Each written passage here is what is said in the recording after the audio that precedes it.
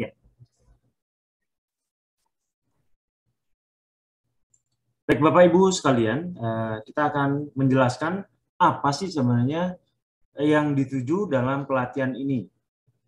Pelatihan ini meminta kita PMB, pola makan baru, merubah semua makanan kita mungkin secara radikal. Dari makanan yang tadinya hampir seluruhnya karbohidrat dengan sedikit protein, sekarang nyaris semuanya protein. Ya, Bapak Ibu pasti merasakan ya kalau andai kata dulu karbohidrat kita yang kita kenal adalah semua yang berbentuk nasi, bentuk roti, tepung-tepungan, dan beberapa hal yang berhubungan dengan umbi-umbian. Ternyata setelah Bapak Ibu mengetahui, ternyata yang kita makan jauh lebih luas yang namanya karbohidrat itu. Artinya semua dari tumbuhan adalah karbohidrat. Ternyata penderita diabetes adalah orang-orang yang mengalami keracunan. Saya menyebutnya keracunan. Karena saya mengidentifikasi bahwa karbohidrat sebenarnya ada racun lambat. Anda bisa bayangkan pada saat 10 dekade lalu atau 15 dekade, sekitar 100 atau 150 tahun yang lalu, sangat jarang orang terdengar sakit diabetes. Sangat jarang orang-orang yang mengalami sakit degeneratif. Sakit ginjal, apa ya sakit ginjal? Lucu ya. Ada orang sakit jantung, ini lucu ya. Makanya orang-orang zaman dulu umurnya panjang-panjang. Orang sekarang kalau meninggal pasti bicara karena sakit, pasti. Hampir semua keluarga kita, saudara-saudara kita, lingkungan kita, tetangga-tetangga kita, ada orang tua, ada anak, ada teman, itu semuanya pada saat mereka menuju ajal pasti didahului dengan sakit dan selalu dimulai dari degeneratif. Mungkin Pak Suryana bisa mengingat di antara mungkin 10 orang keluarga atau teman kita yang meninggal, pasti semuanya tidak meninggal normal. Mereka meninggal sakit. Betul kan, Pak? Iya.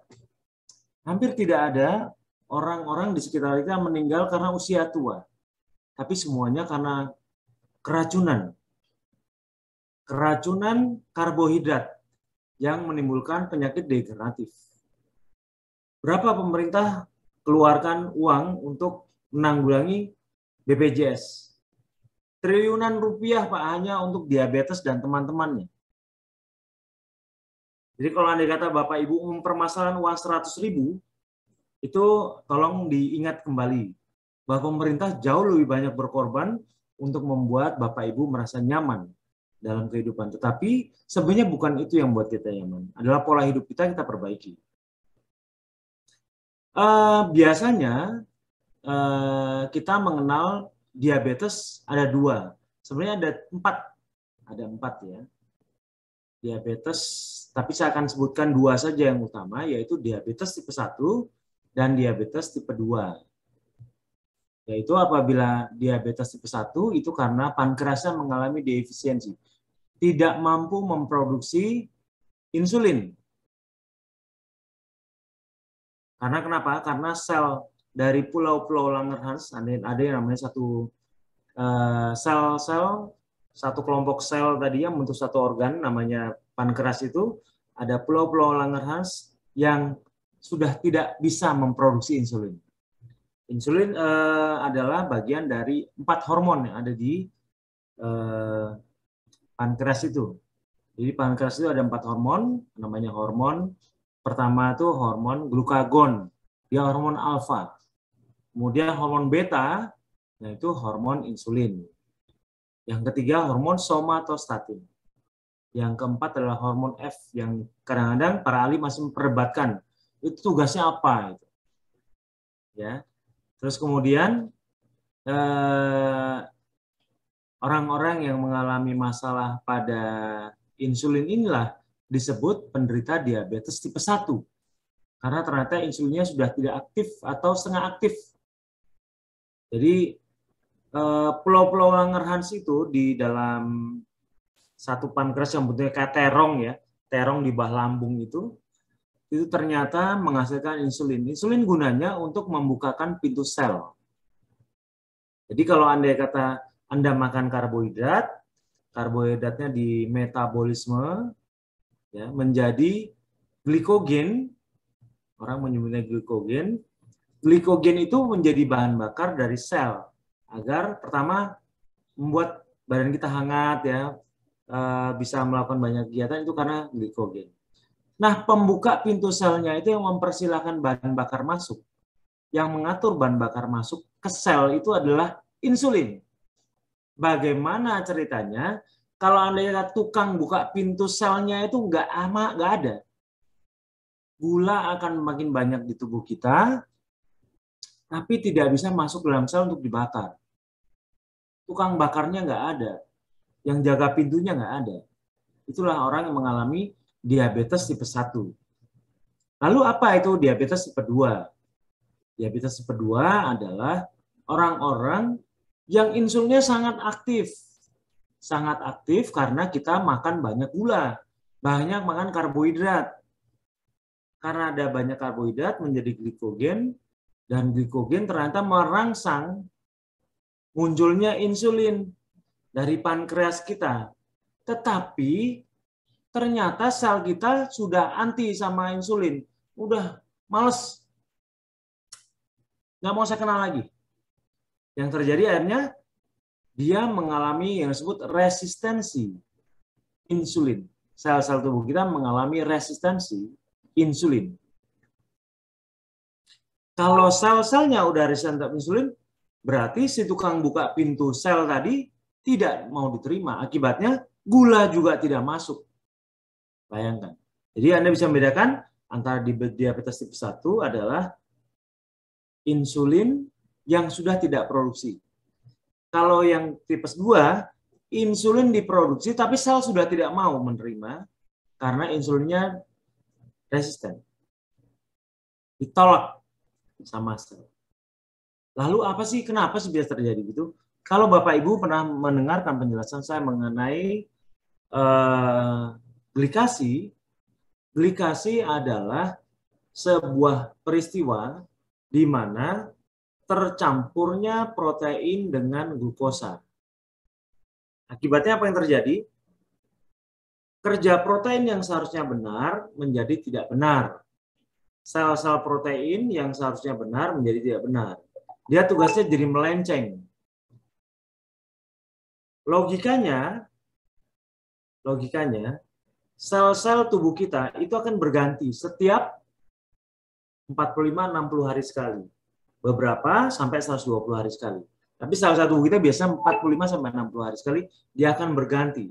Jadi diciptakan oleh tubuh kita, ya, apakah lewat tulang belakang, banyak sel, atau dari pusar, atau di bawah pusar itu ada satu produsen yang membuatnya, sel-sel kita, dan kemudian dia berkarya, ditempelkan oleh tubuh kita, ya, diatur oleh tubuh kita, kemudian dia menjelang tua, menjelang akhir hidup kerjanya, masa kerjanya, dan kemudian mati. Itu berlangsung berulang kali setiap antara 45 sampai 60 hari, yang kadang-kadang sampai 120 hari. Jadi diciptakan, berkarya, mati. Langsung dibuang, buat lagi yang baru. Terus demikianlah sel-sel kita bekerja. Sel-sel kita bekerja, ya.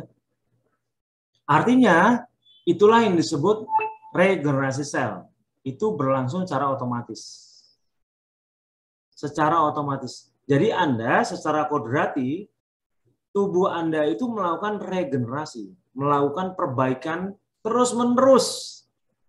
Secara kodrati manusia memperbaiki organnya, memperbaiki bagian-bagian tubuhnya, dari mulai kulit kita sampai ke dalam tubuh kita. Dia akan berganti sel-sel. Itu yang disebut regenerasi sel. Tetapi itu menjadi pengecualian, tidak bisa terjadi seperti apabila ternyata gula kita lebih tinggi dari 200. Kenapa? Ternyata gula punya sifat jelek. Ingat, gula itu datangnya dari karbohidrat. Ya. Karbohidrat dari mana? Datangnya dari tumbuhan. Ya, harus ingat lagi materi saya bahwa karbohidrat menghasilkan glukosa. Setelah pada di tubuh kita menjadi glikogen. Glikogen akan mulai meningkatkan kadar gula pada kita, dan apabila kadar gula kita tidak mampu ditanggulangi oleh insulin atau mengalami resistensi, sel mengalami resistensi insulin, maka kadar gula akan naik dan ukuran mgdl, miligram per desiliter itu. Nah, setelah saya mengamati selama berapa tahun, saya kemudian membagi-baginya agar Anda lebih mudah untuk mengerti. Saya membaginya dalam 4 kelompok, yaitu 50 sampai 100, 101 sampai 150, kemudian 151 sampai 200, dan 201 ke atas. Bapak Ibu tolong dicatat ya supaya ingat. Saya akan berikan kesempatan Bapak Ibu untuk mencari pulpen dan kertas. Karena ini sudah berhubungan dengan sesuatu yang harus Anda ingat supaya Anda punya pengetahuan bagaimana menghindari sakit-sakit yang tidak diperlukan. Ya, sekali lagi, gula darah kita saya membaginya menjadi dalam 4 kelompok. 50 sampai 100 itu kelompok yang pertama. Ya. Kemudian kelompok yang kedua adalah kelompok 101 sampai 150 mgdl. Ya. Kemudian 151 sampai 200 itu yang ketiga ya. Terus kemudian 201 ke atas. Oh, kalau andai kata Bapak lihat angka-angka ini semakin lama semakin tinggi, semakin luas semakin tinggi. Jadi saya akan jelaskan kenapa demikian. Saya memperhatikan bahwa orang-orang yang berpuasa, yang melakukan tubuhnya melakukan regenerasi dengan baik, rata-rata terjadi optimum sempurna itu apabila gula darahnya antara 50 sampai 100. Tapi ingat, 50-nya adalah 50 alami. Jadi bukan karena obat ya, bukan karena insulin. Kalau Bapak Ibu 50 dapat insulin pasti udah gemeteran, udah opname. Tapi dengan PMB atau gaya hidup ketosis itu akan biasa saja. Saya baru dapat pengakuan dari orang tua saya. Orang tua saya sendiri, orang tua saya petani, ya, suka nyangkul di sawah. Beliau pensiunan dari tentara. Itu gula darahnya hanya 54. Surprise buat saya. Saya senang sekali. Bapak punya gula darah 54. Artinya sehat. Karena kenapa? Glukagonnya lebih aktif dibandingkan insulin. Orang-orang yang mengalami regenerasi atau perbaikan sel sempurna itu di antara 50 sampai 100. Artinya pergantian sel itu berjalan sangat baik. Apabila sel itu rusak maka akan digantikan yang baru dengan sempurna. Biasanya orang-orang seperti itu akan punya ciri-ciri atau punya kemungkinan hidup lebih panjang. Karena penyakit degeneratif tidak akan mungkin muncul. Ya, Bapak Ibu, karena tidak ada penyakit yang meracuni tubuh kita. Tidak ada karbohidrat atau glukosa yang meracuni tubuh kita menjadi penyakit degeneratif. Baik. Kemudian yang kedua, apabila seseorang gula darahnya 101 sampai 150. Itu sebenarnya gula darah yang termasuk normal. Tapi tidak normal banget. Karena kenapa? Karena gula darah 150 itu gula darah yang sudah mulai mengganggu. Sudah mulai mengganggu regenerasi sel. Terjadi posisi di mana terjadi degenerasi. Tapi jumlahnya tidak banyak. Maka saya mengklasifikasikan orang yang punya gula darah seperti itu masih punya kemungkinan untuk regenerasi atau memperbaiki sel 50%. Jadi artinya Bapak Ibu tetap bisa beregenerasi, tetap ada pertumbuhan sel secara otomatis. Cuman dia tidak optimum. Hanya punya kemampuan 50%. Itu yang sama tamati ya Pak ya. Dan yang ketiga adalah apabila gula darah 151 sampai 200. Maka regenerasinya hanya terjadi 25%. Bayangkan, tubuh kita kalau andai kata sudah mulai punya banyak gangguan tuh, biasanya kalau di sekitar itu biasanya sudah mulai ada yang kebas, ada neuropatik, ya, ada mulai gangguan ginjal, kreatinnya naik, ada kadang-kadang suka sembelit, atau kadang retinopati, ya, atau kadang-kadang kardiomiopati mulai jantung, ya, atau tekanan darah, ya, itu mulai gangguan. Seharusnya dia bisa mengalami regenerasi sel sempurna apabila mau di 100, tapi tidak terjadi. Tapi yang faktanya mengalami 150 sampai 151 sampai 200. Lalu bagaimana dengan orang yang 200 ke atas? Dia mengalami regenerasi 0.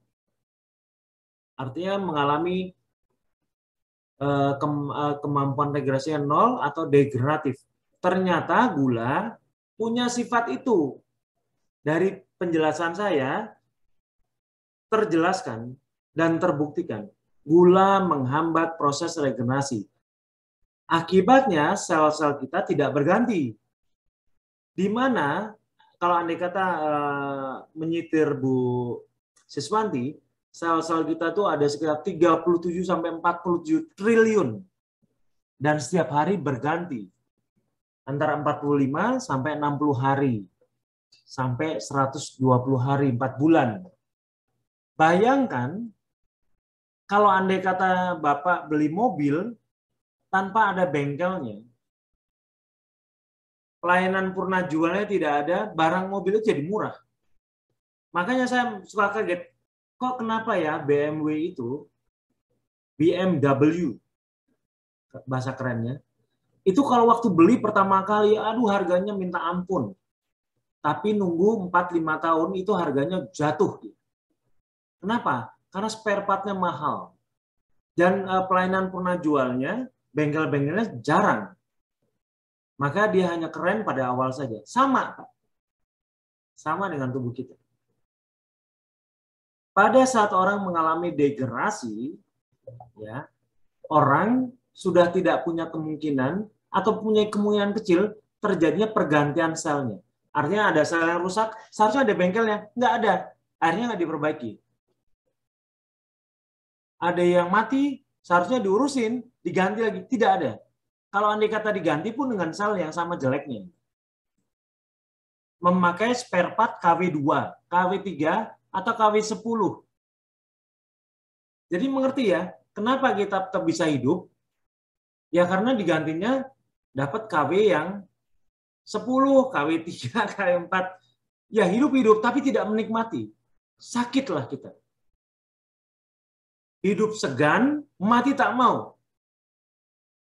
Bisa paham ya Pak Ibu?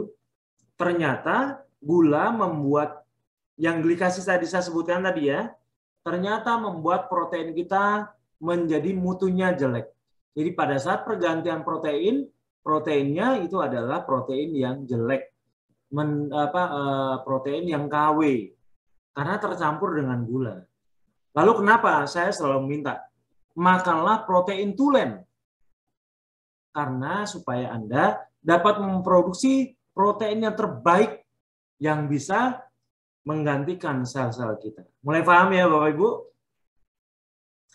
Nah, kemudian apabila kita bicara tadi, diabetes tipe 1 dan tipe 2.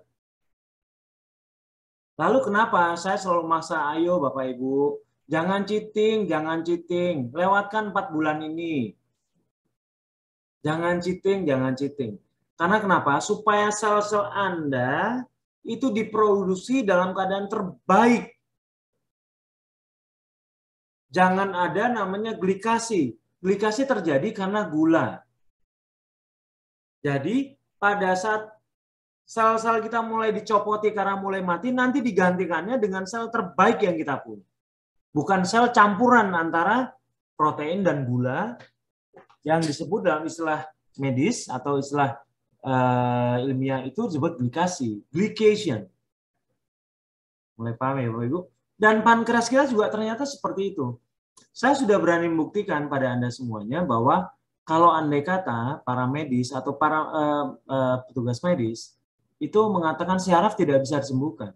Banyak kan kasus Bapak Ibu yang Bapak bisa lihat di YouTube saya, orang-orang yang neuropati, sakit di sarafnya, sehingga sakit panas sekali, sehingga lumpuh bahkan tidak bisa berjalan dan sebagainya, bisa sembuh kembali. Hilang rasa sakitnya. Rasa kebas-kebasnya hilang. Itu pertanda bahwa syaraf mulai meregenerasi. Ya kan? Mata yang tadinya tidak bisa melihat bisa melihat, saraf mata yang tadinya terputus kemudian menyambung kembali dan bisa dilihatkan hasil labnya. Itu bukan suatu yang aneh sebenarnya dalam naturopati karena dimungkinkan. Artinya pankreas yang merupakan jaringan sel-sel yang saling bekerja sama itu juga bisa direparasi. Tapi dengan catatan proteinnya harus yang kualitas nomor 1.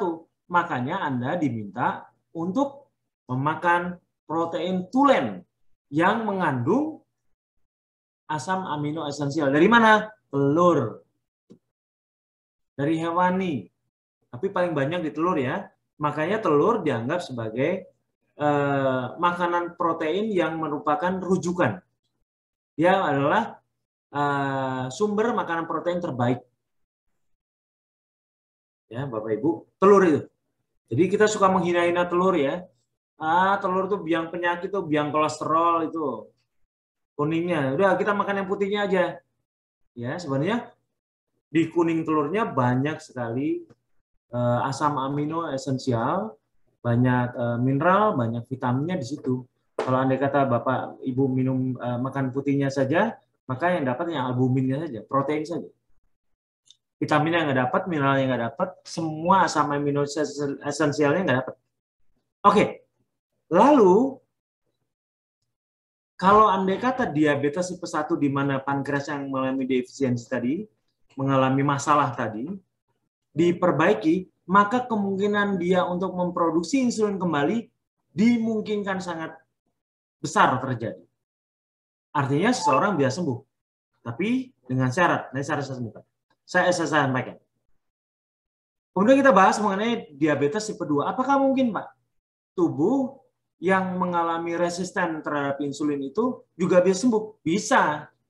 Karena kenapa? Ingatan sel itu selalu akan umum, tetapi sifat sel bisa berubah.